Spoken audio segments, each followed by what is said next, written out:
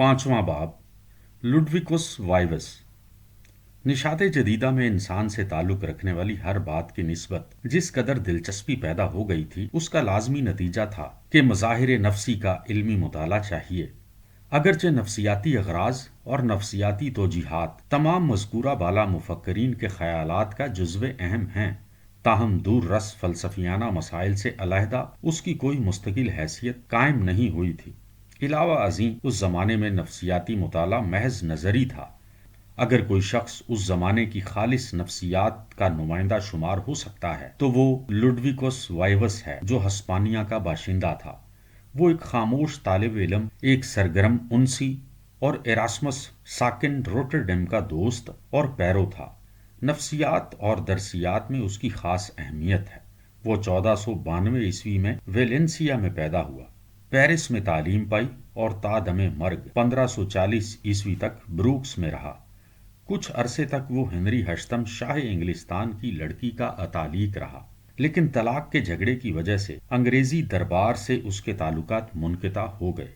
वाइवस एक सच्चा कैथोलिक था, लेकिन अपने सुलह पसंद और सही अंदाज़े फ़िक्र की वजह से उसने 1522 ईस्वी में एक आज़ादाना ख़त पापा हेड्रियन के नाम लिखा, जिसमें उसने ये ख्वाहिश जाहिर की कि एक मजलिस आमा मुनक्कद की जाए जो इस अमर का फैसला करे कि परहेजगारी और अखलाक के लिए कौन कौन से अकायद लाजमी हैं और किन किन मसाइल के मुतल्लिक आज़ादाना तहकीकात जायज़ हो सकती है, ताकि कलीसा के अंदर मोहलिक इख्तलाफात बाकी ना रहें। बाद अज़ां वो रवादारी और ईसाइयत की आज़ादाना तावील की हिमायत करता रहा। दरसियात के लिहाज से अपने ज़माने के लिए वो बड़ी अहमियत रखता है। तालीम के मुतल्लिक बहुत से उम्दा ख़यालात जिनको बाद में जिज़्विट्स ने अमली जामा पहनाया, हकीकत में वाइवस ही का नतीजा फ़िक्र थे। उसके मुतल्लिक कहा जाता है कि लोयोला से उसकी मुलाकात थी। लिसानियाती तनकीद और दरसियाती मसाइल में उसका शगफ इस अमर का मुहर्रिक हुआ कि वो आम हैसियत से इल्मी तरीके की जांच करे। वो चाहता है कि तजर्बे को तमाम इल्म की बुनियाद करार दिया जाए। नफसियात के दायरे में उसने खुद इस तकाजे को पूरा करने की कोशिश की। इस लिहाज से उसे जदीद तजर्बी नफसियात का बानी कह सकते हैं।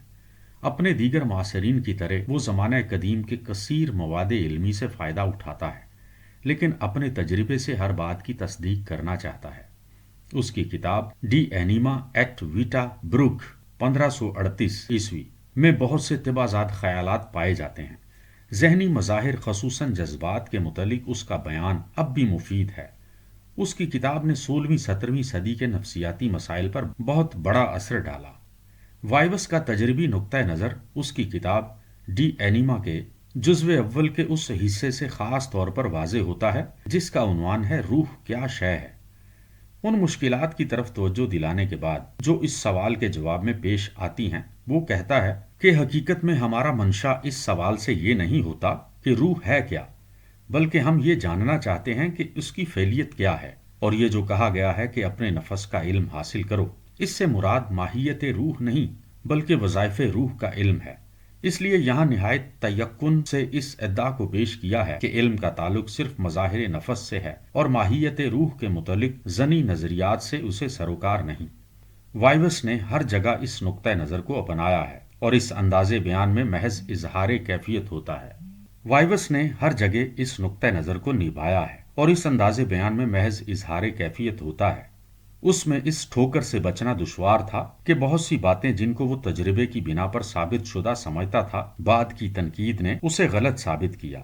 मगर बावजूद इसके वाइवस ने खालिस नफसियाती नुक्ता नज़र को एक तरफ ज़नी और दीनियाती नुकाते नज़र से अलग कर दिया, जिनके साथ वो अभी तक मखलूत चला आता था, और दूसरी तरफ तिबियात से अलहदा कर दिया। इस इम्तियाज में डिकॉर्ड्स ने बाद में और भी वजाहत पैदा कर दी। डिकॉर्ड्स वाइवस का जितनी मर्तबा जिक्र करता है उससे बहुत ज्यादा वो उसका मिन्नत कश है। जैसा खुद उसकी किताब के उन्वान ही से मुतरश्शे होता है, वो रूह और जिंदगी के तस्वुरात में बहुत करीबी ताल्लुक समझता है। वो रूह को जिंदगी की असल करार देता है।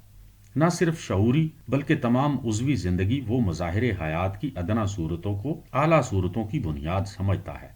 उसकी नफसियात उज़वी नफसियात है जो हद मुमकिना तक मज़ाहिर नफसी के उज़वियाती पहलू को भी वाज़े करना चाहती है। वो कुदरती तौर पर اپنے زمانے ہی کی عضویات سے کام لیتا ہے۔ علم کو دماغ کی طرف منسوب کر کے وہ ارسطا طالیسی گروہ سے اپنی آزادی تحقیق کا ثبوت دیتا ہے۔ ابھی تک ایسے پیروان ارسطو موجود تھے جو یہ کہتے تھے کہ اعصاب کا مرکز دماغ نہیں بلکہ دل ہے۔ گو متاخرین یونانی اہل تشریح نے اس کو ثابت کر دیا تھا، لیکن وائوس کے نزدیک زندگی کی قوت کا مرکز دل ہی ہے، جس میں زندگی کی ابتدائی اور انتہائی علامتیں محسوس ہوتی ہیں، اور جس کے عمل کی رکاوٹ اور روانی کا اظہار جذبات میں ہوتا ہے۔ رواقعین اور جالینوس کی تعلیم کے مطابق وائوس کا یہ خیال تھا کہ دماغ میں ایک ہوائے لطیف بھری ہوئی ہے۔ یہ خیال کیا جاتا تھا کہ شعوری کیفیات اس ہوا کے ارتعاش سے وابستہ ہیں، لیکن وائوس نے اس مسئلے پر کچھ زیادہ بحث نہیں کی۔ وائوس نے اس کی کچھ تعیین نہیں کی کہ اس روح کا جس کی فعلیت دماغ میں ہے، اس روح سے کیا تعلق ہے جس کی فعلیت قلب میں ہے۔ اس کے نزدیک کہ خدا براہ راست صرف انسانی ارواح کو پیدا کرتا ہے، پودوں اور جانوروں کی روحیں یعنی اصل حیات عضوی اور حیات حسی مادے کی قوت سے پیدا ہوتی ہیں۔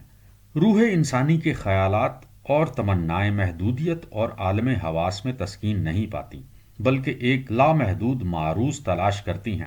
اس سے ہم نتیجہ نکال سکتے ہیں کہ روح کی اصل الہی ہے، کیونکہ علت اور معلول میں مطابقت کا ہونا لازمی ہے۔